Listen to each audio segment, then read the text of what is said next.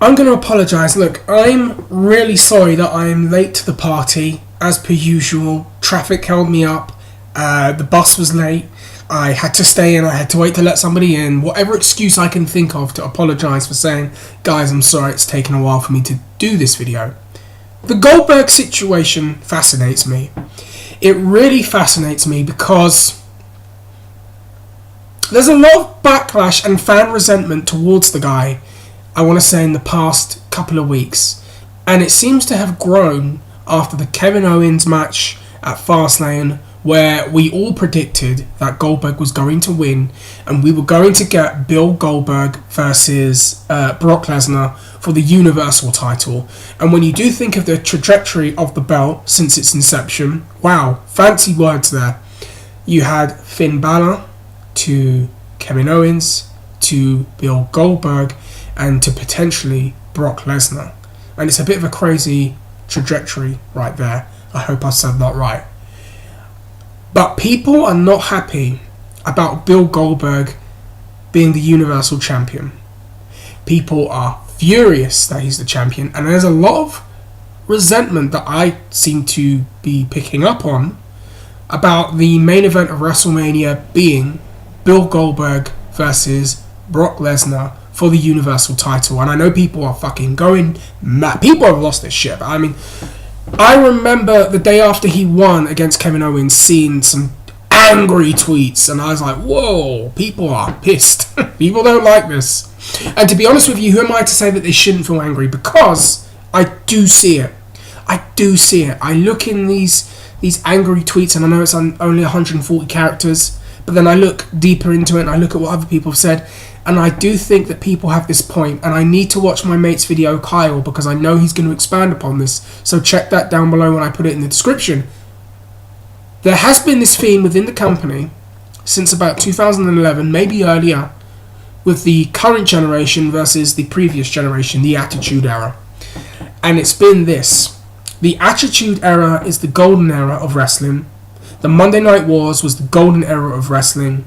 Everything in that period was better from an in-ring standpoint, from a creative standpoint, from a promo standpoint, from a production standpoint, from a marketing standpoint. Everything was bigger and better than it is right now. And they seem to, promotions, whether it's TNA or WWE, they seem to reinforce this notion that that era was a better era. And how they do that is by bringing in guys from that generation, whether it's Stone Cold Steve, no, not really Stone because he doesn't really wrestle anymore, whether it's The Rock coming over, or Goldberg coming over, or Undertaker for his yearly visit, or Hunter for his 3-month run.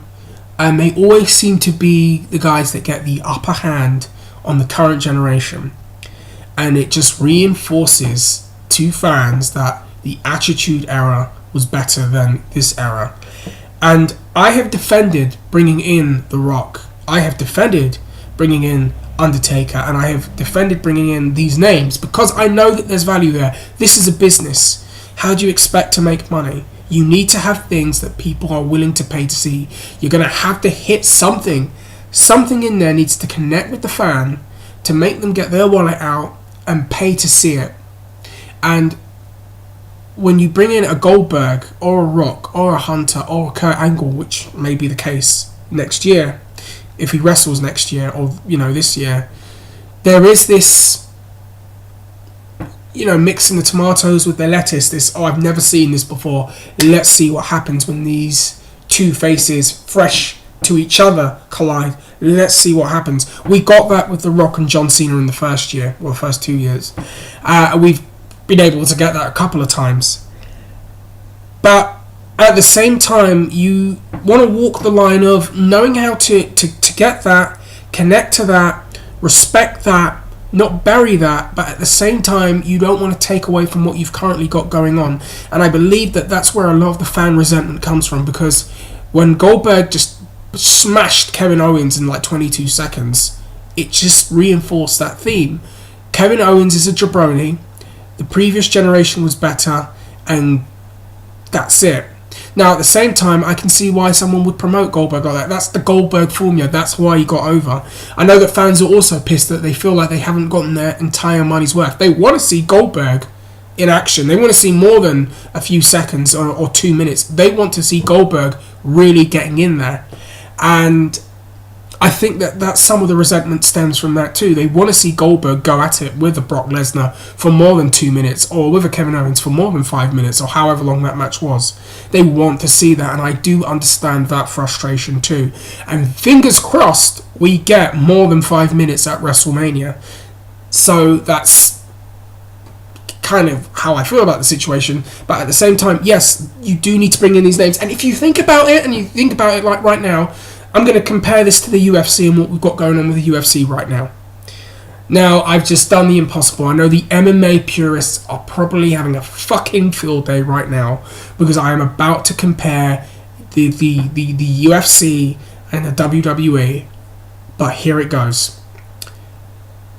The UFC just brought George St Pierre back, right? Yes, one's real and one's fake. I know that. But the UFC have reintroduced George St Pierre. He has not fought in about, three years maybe? But he's been reintroduced and given a middleweight title shot ahead of every middleweight contender, because Michael Bisping versus Yoel Romero doesn't mean bank. It might do well. Michael Bisping has already fought Anderson Silva. Rockhold is, he's gone right now for now. He's injured. All the other contenders. But if you have a George St Pierre and a Michael Bisping, the curiosity factor is right there. And I tell you what, the curiosity factor draws. I think that's why Kimbo Slice drew what he did for Elite XC and the UFC.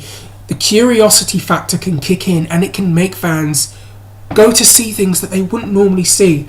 And it can work. And I think that's what the UFC did in bringing George St Pierre, although it's an entirely different set of circumstances. George St Pierre is one of the greatest MMA fighters of all time, but he's a guy that was never a middleweight. But they have brought him in there to face Michael Bisping because they know it's going to make money. That's why, and it's the big fight of the year, or one of the big fights of the year. And let's be real, how many big fights have the UFC had since 2017? Let's be real. Like, serious money movers. None. So what WWE are doing is pretty much what the UFC... What the WWE are doing with Bill Goldberg is exactly what the UFC are doing with George St Pierre. One's copying the other, or vice versa. I mean, let's be honest, they've copied each other for years. I know people don't want to admit to that, but it's true. Check the archives, you'll see what I mean. You'll notice a pattern. That's why they bought CM Punk in the UFC, because they want to make money. And that company got sold for how much? $4 billion? And they want to recoup those funds quick. So bringing in George St Pierre and having him in there with Michael Bisping, yes, it's a great fight. It's a curiosity factor. It's a cash grab. Just like the WWE doing something with Goldberg and Brock Lesnar at WrestleMania for the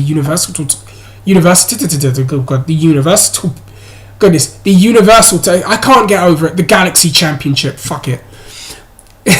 For that title, it's a cash grab, and we know that's why they're doing it. And let's be real.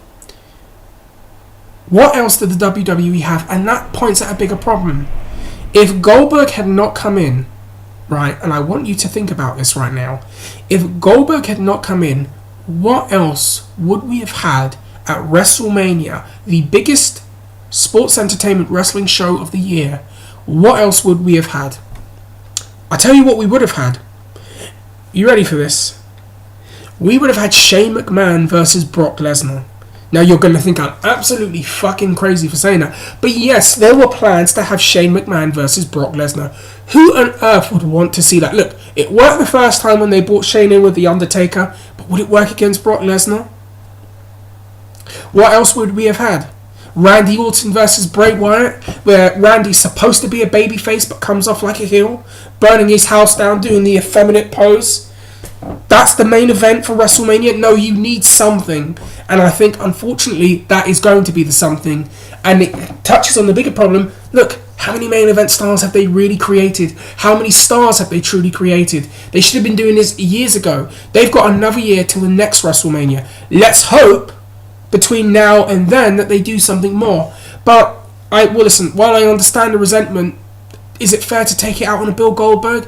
Or really should it be taken out on the company? Think about that while I play devil's advocate. Anyways, I'm going to get out of here. Yes, that is a Rick Rude figure. Yes, I am back. I'm going to edit this, chop it up a little bit. Hopefully it comes out good. Let me know how you think. Let me know how you feel. I'm going to get into the swing of things now with more regular videos because people are asking for them. Share this, like this. I'm going to promote this right now. I am going to do a post-WrestleMania show. And I am going to do a live stream. So prepare your questions. I'm going to give you a date. It's going to be within the next 2 to 3 weeks. I am going to do a live stream, so be prepared for that. That's all I can say. There will be a date. Stay tuned. I will announce it. Take care. Take care.